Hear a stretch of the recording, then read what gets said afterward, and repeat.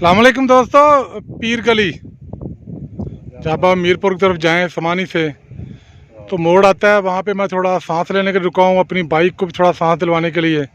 तो ये देखें जी, नीचे वादी, पहाड़, घर, ऐसे लग रहा है जैसे कोई यूरोप का मुल्क है। ऐसे ही महसूस हो रहा है जैसे यूरोप में होते हैं ना घर। ये सामने रास्ता जा रहा है जी पीर गली मीरपुर, और ये नीचे पुणे की तरफ, समानी की तरफ। ये जो नीचे सड़क है वहाँ से मैं ट्रैवल करके आया हूँ बाइक पे। यहाँ पे आके तो मज़ा आ गया। जिस तरह एक दूर दूर तक घर बने हुए हैं, यानी कि एक घर उसके फिर आगे घर, साथ साथ घर नहीं है। बहुत ही खूबसूरत सीन है जी, बड़ा खूबसूरत मंजर है। ये है जी पीर गली मोड़।